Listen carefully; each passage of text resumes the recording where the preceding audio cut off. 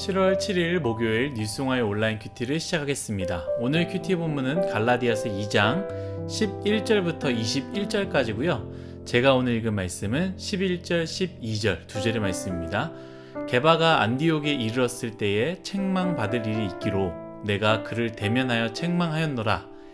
야고보에게서 온 어떤 이들이 이르기 전에 게바가 이방인과 함께 먹다가 그들이 오매 그가 할례자들을 두려워하여 떠나 물러가매. 아멘. 오늘 여러분들과 함께 아는 것으로는 살아내지 못합니다. 아는 것으로는 살아내지 못합니다.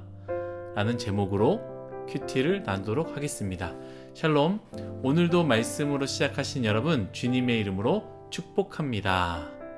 오늘 말씀은 바울이 베드로를 책망하는 이야기입니다. 먼저 11절 한 절 읽도록 하겠습니다.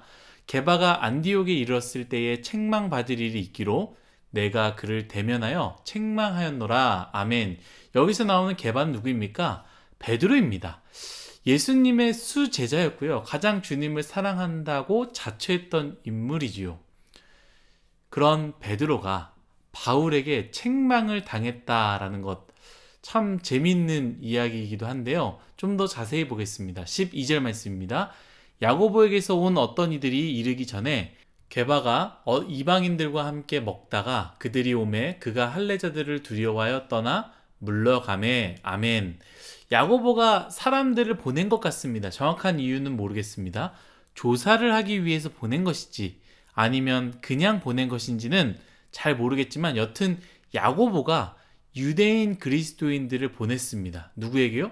베드로에게 보낸 것이죠. 그때 베드로는요, 이방인들과 식사를 하고 있었습니다. 어제도 이야기했지만 유대인들은 이방인과 함께 있는 것도 법적인 문제가 있다라고 했습니다.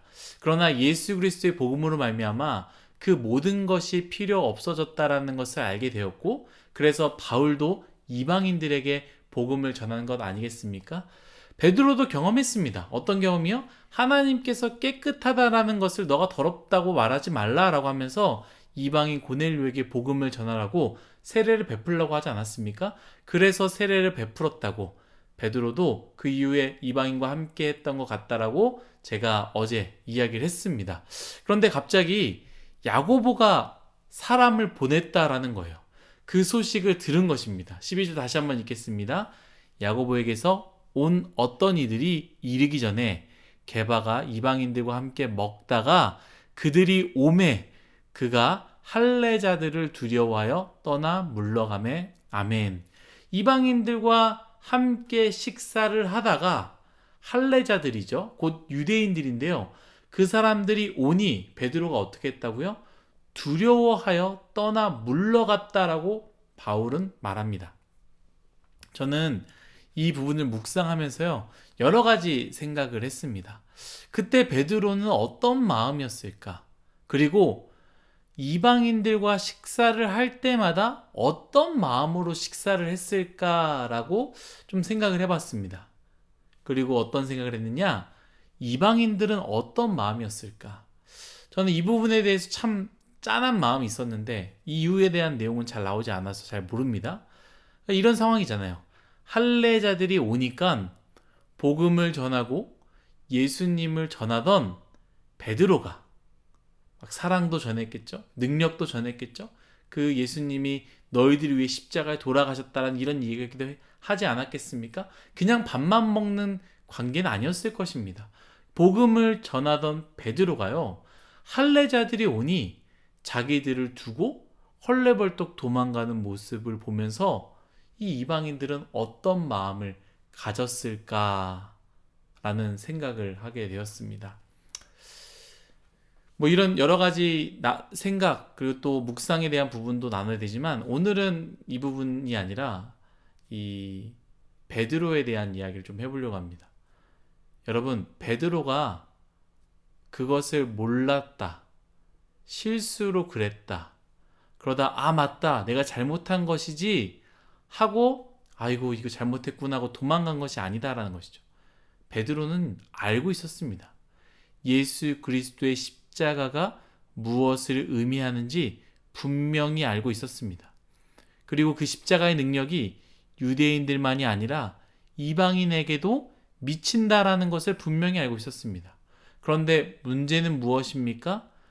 알고 있었지만 그렇게 살지 못했다라는 것이죠. 아는 것에서 살아내는 것 참 멀고도 멉니다.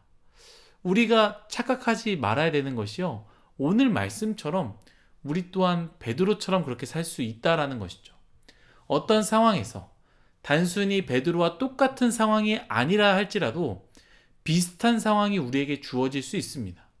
우리는 아는 것을 믿지 않는 사람들에게 말하겠지요. 혹은 우리가 아는 것을 믿음이 연약한 사람들에게 말하겠지요.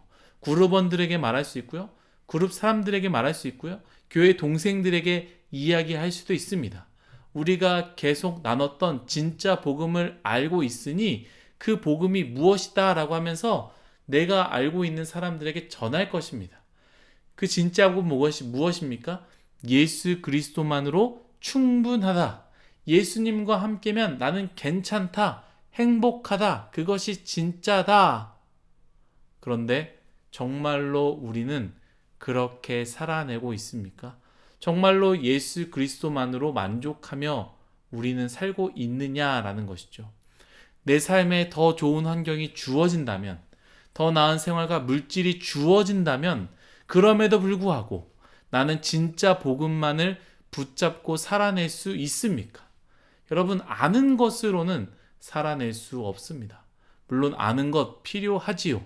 하지만 아는 것으로만은 살아낼 수 없다라는 것이죠. 우리가 살아낼 수 있는 능력이 없고요.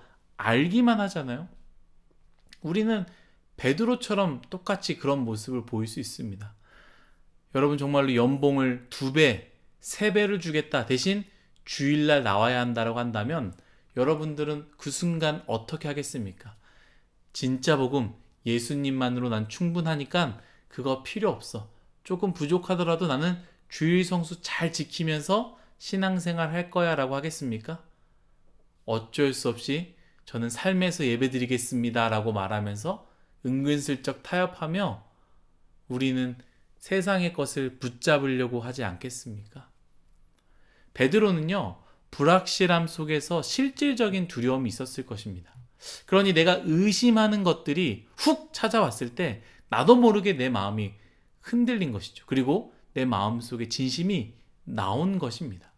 아무리 복음이 진짜다라고 할지라도 그래도 유대인처럼 살아야 하는 것 아니야? 아무리 복음이 진짜다 할지라도 율법은 따라야 되는 거 아니야? 아무리 복음이 진짜다 할지라도 모세의 계명은 지켜야지 진짜 그리스도인이 될 수 있는 것 아니야? 라고 속으로 의심하고 생각했던 것들이 실제적인 어려움이 확 왔을 때 툭 튀어나왔다라는 것이죠. 우리도 아는 것만 가지고 있다면 베드로처럼 그렇게 될 것입니다. 예수님이 너무 좋아. 하지만 어느 한순간 물질이 있어야 잘 살 수 있는 거야 라는 그 마음속에 있는 것들이 튀어나올 수 있다는 것이죠. 예수님이 좋지만 실력이 있어야 하고 배경이 있어야 하는 거야 라는 내 내면 속의 의심들이 아는 것에 멈춰버리면 결정적인 순간에 확 넘어지고 나도 모르게 예수님이 아닌 다른 것을 선택하게 된다라는 것이죠.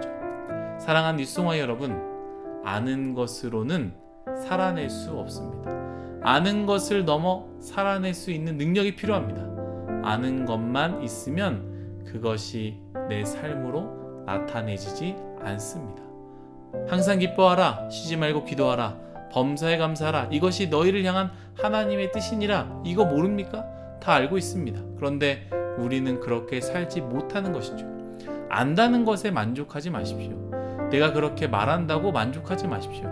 나도 모르게 베드로처럼 중요한 순간에 두려워 도망가는, 나도 모르게 예수님 말고 돈을 보고 있고 외모를 보고 있고 학벌을 보고 있는 그러한 사람이 될 수 있다라는 것이죠. 여러분, 아는 것을 넘어 살아내기를 소망합니다. 그 능력이 있기를 소망합니다.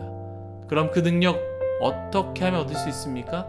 성령의 능력이죠. 성령의 교통하심입니다. 성령에 대해서 여러분들과 한번 좀 나누고자 하는데 지금 시간이 없으니까 짧게 얘기하겠습니다. 성령, 우리는 갑자기 불처럼 떨어지는 것, 그것을 성령이라고 생각하고요. 그것이 성령의 능력이라고만 생각할 수 있는데 맞습니다. 그러나 저는 매일매일 말씀을 묵상하며 매일매일 하나님과 기도로 대화하며 하나님께 묻고 이 길이 맞습니까? 이것을 선택해야 됩니까? 라고 하나님께 기도하며 그리고 선택하는 그 길을 걸어가는 것이 바로 성령의 능력으로 사는 사람이라고 생각합니다. 여러분, 그 능력이 있기를 바랍니다. 그것이 있을 때 우리는 아는 것을 넘어 살아낼 수 있습니다. 아는 것을 넘어 살아냅시다. 아는 것을 넘어 진짜 복음을 가지고 삶을 살아냅시다. 오늘 하루도 그렇게 살아내시기를 예수님의 이름으로 축복하며 소망합니다. 기도하겠습니다. 하나님, 우리는 아는 것으로만 만족할 때가 많이 있습니다. 분명히 알고 있습니다. 이렇게 살아야 되는 것, 저렇게 살아야 되는 것, 저것이 하나님 기뻐하는 것, 저것이 하나님이 기뻐하지 않는 것 다 알고 있지만 아는 것에 멈춰 있어서 진짜로 어려운 순간, 중요한 순간에는 아는 것 속에 두려워 떨며 내 내면에서 의심하고 있는 것들이 튀어나올 때가 있고 그것을 선택할 때가 있습니다. 주님, 우리에게 은혜를 주셔서 아는 것을 넘어 삶의 능력을 주셔서 실제로 삶을 살아낼 수 있는 우리 모두 뉴송아이가 될 수 있도록 은혜 내려 주옵소서. 감사하며 예수님의 이름으로 기도드렸습니다. 아멘.